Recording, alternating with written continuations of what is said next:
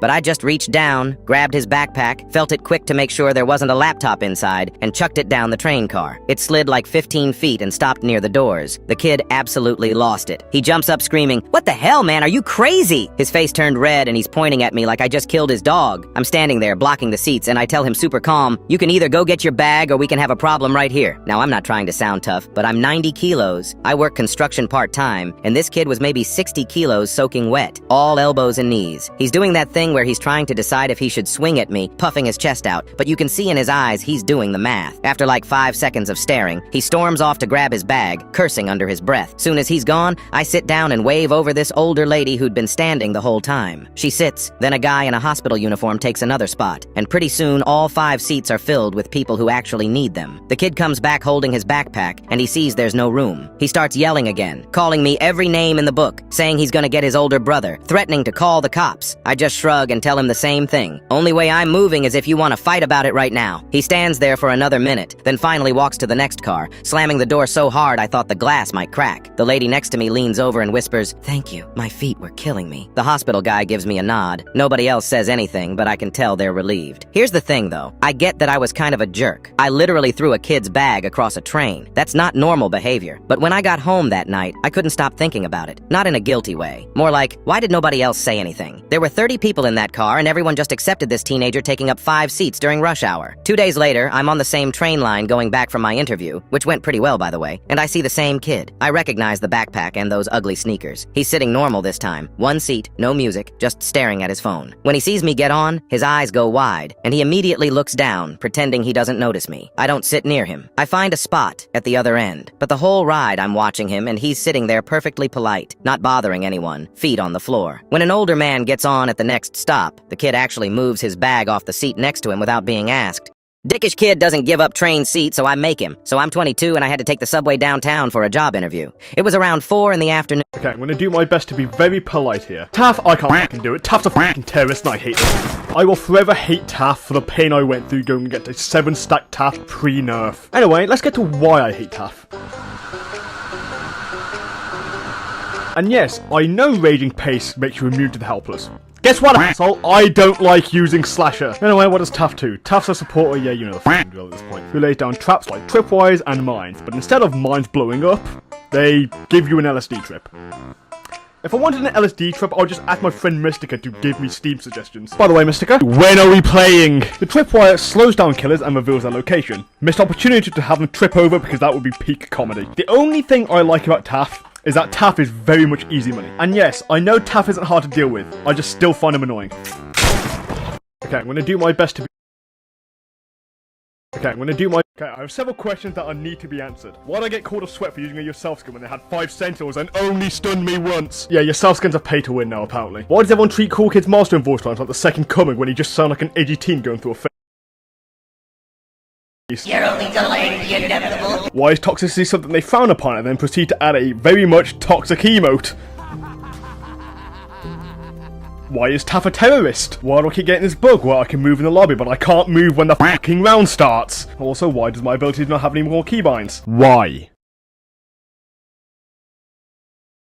Why do we not have Derek Balm as Chance? Why did Soul Toy shoot me in the face in a separate game? Yeah, that's all I've got. Also, yes, fine, I will do a Taff short tomorrow. What your skin probably says about you. Wait a minute. I'm worse than any possible killer. I'm French! Kitchen gun!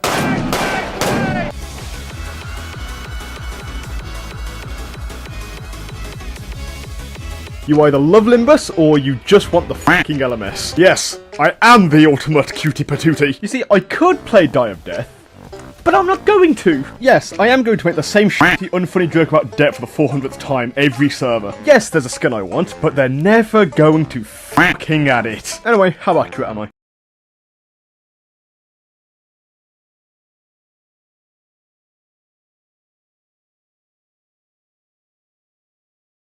What your skin? So last night I met some fans and oh my god, they were so fucking lovely. Here's some clips. Say the word and I'll shed his Letsky. Shed his Letsky. He did it! Get the lag fuck off, please! Stop it! Stop! Please, stop making it harder than it needs to be. Stop it! Let's gamble. Dude, he knows the fucking jokes. You wouldn't hurt Toto, right? You loved your fat ass Toto plush. He does not. I'll shed his Letsky for Duck. I will survive and Duck's on it. You got this, man. Okay, no, he didn't. Yeah, big shout out to these lot. You were so fun to play with. So last night I met some fans. This is the most fun things in Forsaken. I heard the shed slash. How did shed get up there?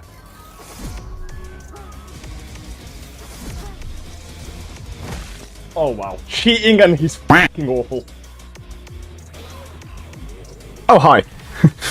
That's awkward.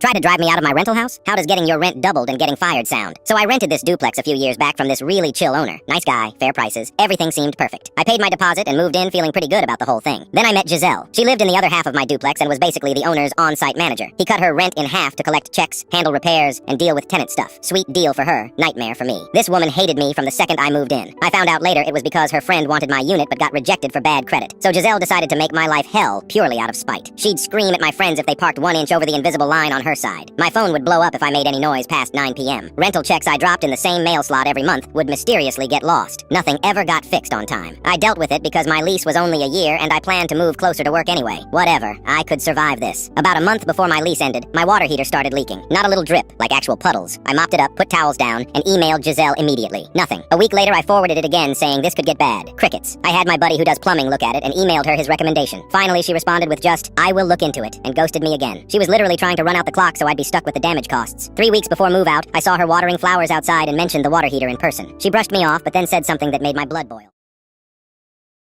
I hope you're keeping everything spotless. I'm extremely thorough with final inspections. If you want any deposit back, you better be ready for a white glove test. Cool. So that's how we're doing this. My last rent check was due in a week and I had no plan yet. Then I randomly saw the owner walking around the neighborhood without Giselle anywhere nearby. Perfect timing. I went out to say hi and thank him for renting to me. He was super friendly, said he'd miss having me as a tenant, the usual nice landlord stuff. Then he asked if I needed anything before I left. That's when I had the idea. I asked if he had time to do my security deposit walkthrough right now. He said sure, and followed me inside. We went room to room and he kept nodding, saying everything looked great, no problems, all good. Then we got to the water heater closet. I paused and said real seriously, I really hope we can figure something out about this situation. I opened the doors and showed him the mess. Pulled up the soaking wet towels I'd put down the night before. Told him I'd been fighting this leak for weeks and was worried about mold since I'd dealt with that before and it's nasty. His whole face went red. He asked if I'd told Giselle. I pulled out a folder with printed copies of every email I'd sent her about this and other broken stuff she ignored. He read through them all, getting redder by the second. Okay, he said quietly. Based on what I'm seeing here, I'm releasing your full security deposit. Right then it hit me. I owed one more rent payment of $750 and was getting back $500 for my deposit. I asked if instead of him writing me a check and me writing him one, could I just pay $250 and call it even? He shrugged and said sure, signed the paperwork and left. Few days later I dropped my check for $250 in the mail slot. That evening Giselle was pounding on my door, absolutely losing it about the short payment, screaming that I could get evicted for not paying full rent. I calmly explained that $750 minus my $500 deposit equals $250. Her eyes went huge, like her brain was buffering. She started yelling about how that's not the process. She does the inspections, she makes the final call. I have to follow the rules. She literally had spit flying out of her mouth. She was so mad. I told her the owner already did the inspection and approved everything, so she should take it up with him. Then I told her to get off my porch and slowly close the door in her face. Her expression froze like her whole system crashed. I'll never forget that look. Before I moved out, the owner stopped by to fix the water heater for the next tenant. While he worked, we chatted and he mentioned his daughter was moving into my unit and taking over as the on-site manager. I asked what happened to Giselle. He just said she's moving out. Apparently she couldn't afford full rent anymore. Turns out...